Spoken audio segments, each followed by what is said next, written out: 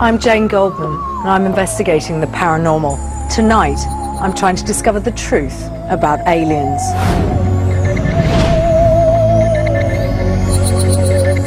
Perhaps there are aliens disguised as people.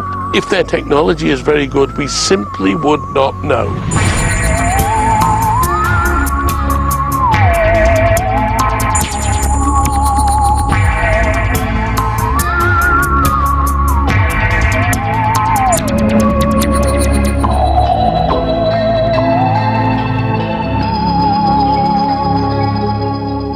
We're all too familiar with eyewitness accounts of UFO sightings and alien abductions.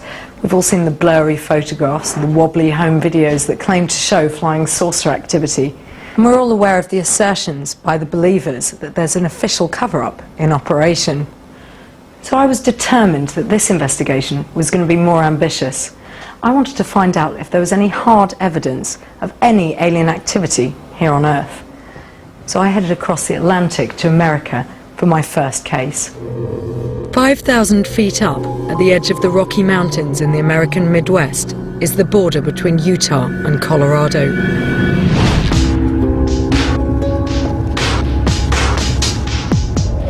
It's a place with a few small towns and huge empty areas of sparse desert. It's also an alien hotspot, an area where it's common to hear reports of sightings. But one man's story is different from all the rest.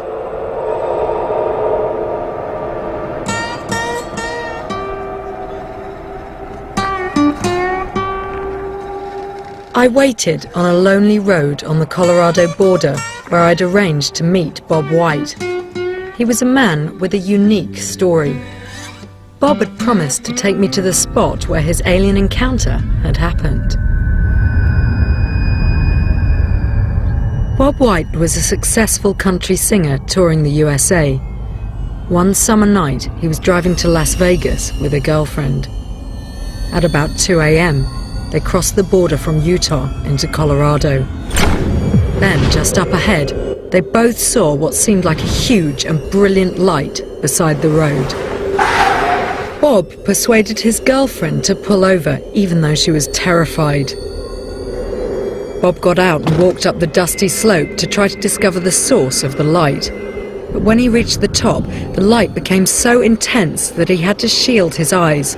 And at that moment, whatever was causing it took off at high speed and shot up into the night sky.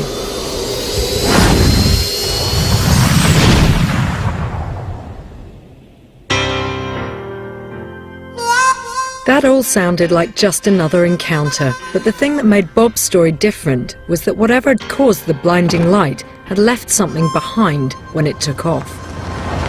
Bob had found a piece of physical evidence to back up his story, and that made his case unique.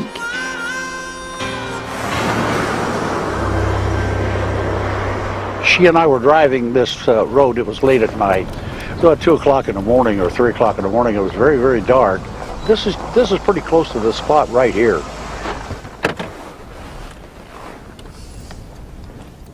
This looks like it. There the light was, up here, and it was as huge as a 3-story building or a large barn. And it just so bright you couldn't look at it. I had to shield my eyes like this to look at it. Couldn't tell if there was anything solid inside it or not.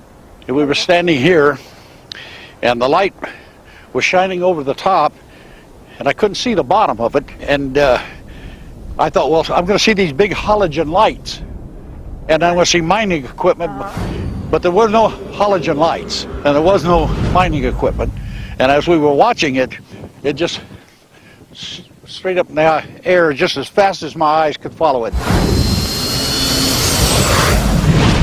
And then it connected to 2 other lights, like 2 blue neon tubular lights, with a space in between, and then went out of sight. And then I watched it, and I saw it come back down again, and I thought it was the same thing coming back at me. And I saw it where it hit the ground here. When I followed the light, the ridge in the ground, this is what I came up with. No, that's extraordinary. So this just came out of the big light? Yes, it did. Did you touch it right away? No, it was glowing hot. I nudged it with my foot. Right. I went back to the car to find something to pick it up with. Yeah. I sure wasn't going to leave it here after I saw it. By the time I come back, it had cooled down.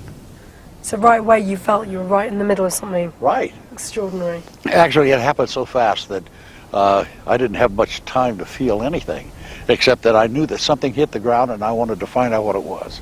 And my first thought when I saw this was, gosh, this is part of history. So I picked it up, took it back to the car, put it in the trunk, and we were on our way.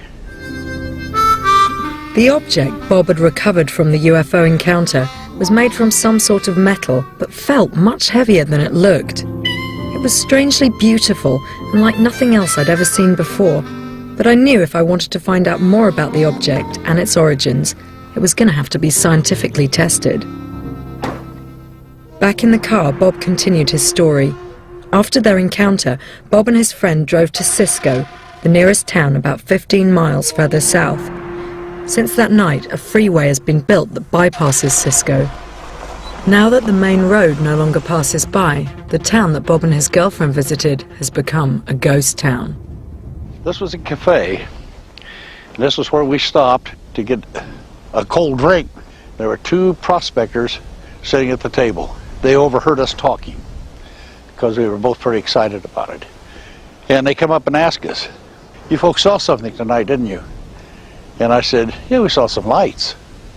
I didn't tell them about the object. And he said, "Did you report it?" And I said, "No, I didn't. I don't know who to report it to, and why would I?" He said, "We see them here every night." And he said, "We report them and they don't investigate. Maybe coming from an outsider, they may investigate." And I said, "Well, I wouldn't know who to tell." And he gave me a phone number. He said, "Call this number."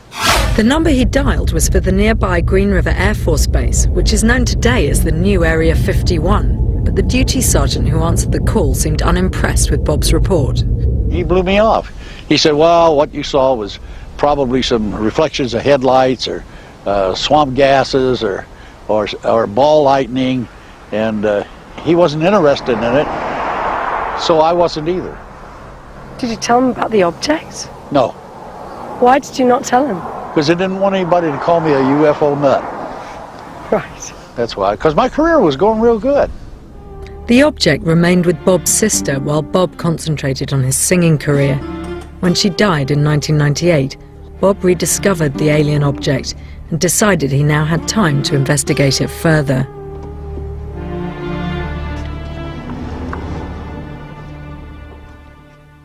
After the break, I meet the experts who believe alien scientists are using our farm animals for their experiments.